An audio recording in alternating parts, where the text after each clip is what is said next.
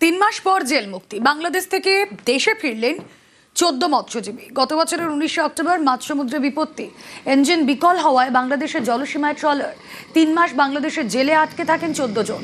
আজ 115 জন বাংলাদেশি মৎস্যজীবীকেও ফিরিয়ে দিয়েছে ভারতও।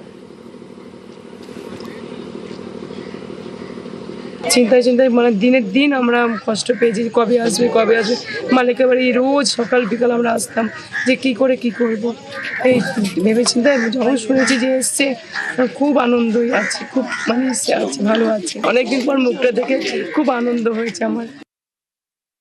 আমরা 14 জন ছিলাম। আমরা কিছুটা জাল মেরেছিলাম, আমাদের নদীর স্রোত আছে, স্রোতে হয়েছিলাম, ওদের লেগেছে আমাদের ধরে। কিছু মানুষ ছিল খুব বাজে ভাষায় কথা বলতো, আমাদের কোনো উপায় ছিল না উত্তর দেওয়া। সৌভাগ্য আমাদের সরকার আমাদের নিয়ে এসছে, আমরা কোনো ভাবতে পারিনি যে আমরা এইভাবে তাড়াতাড়ি চলে আসবো। 2024 সালের জুন মাসে সেতু ভেঙে বিপত্তি। ফাঁসিদেওয়ার গঙ্গারাম চা বাগান এলাকার সেই ভাঙা সেতু নতুন করে তৈরি করা হবে। বৃহস্পতিবার সেতুর কাজে শিলান্যাস করা হয়। পাণ্ডবেশ্বর এবং ময়নাগুড়িতে তৈরি হবে একাধিক নতুন রাস্তা।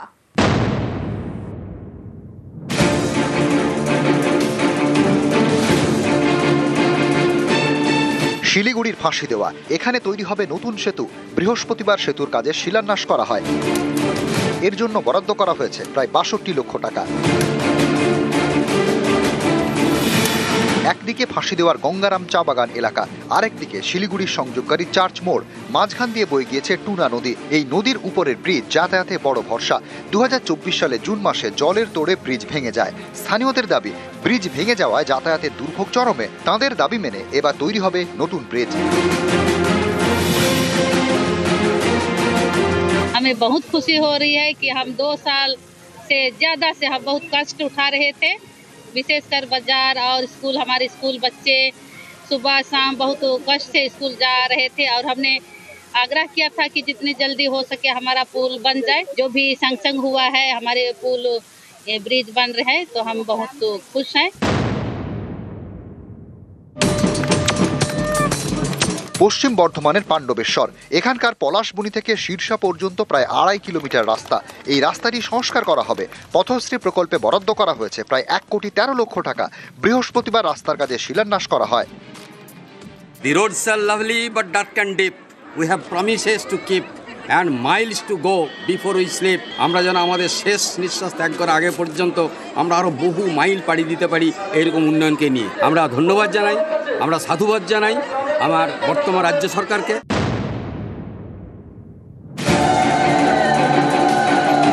জলপাইগুড়ির ময়নাগুড়ি পুরসভা, 17টি ওয়ার্ড। এই পুরো এলাকায় নানা জায়গায় এখনো মাটির রাস্তা রয়ে গিয়েছে, সেগুলি পাকা করা হবে। তৈরি হবে 28টি পাকা রাস্তা। এর জন্য পথশ্রীতে বরাদ্দ করা হয়েছে প্রায় 8 কোটি টাকা। 28টি রাস্তার মধ্যে শুক্রবার হয়ে গেল 14টি রাস্তার কাজের শিলান্যাস। মোট 28টা রাস্তা পথশ্রী প্রকল্পে উদ্বোধিত হয়েছে। শিলান্যাস মানে কাজ শুরু হচ্ছে আজকে 14টা, আরও 14টা আছে, এটা কিছুদিন এর মধ্যেই শিলান্যাস হবে। সুতরাং সামগ্রিকভাবে যদি উন্নয়নের চিত্র দেখেন, তাহলে ময়নাগুড়ি যে শহর, তার গৌরব বৃদ্ধি হচ্ছে। নিউজ 18 বাংলা।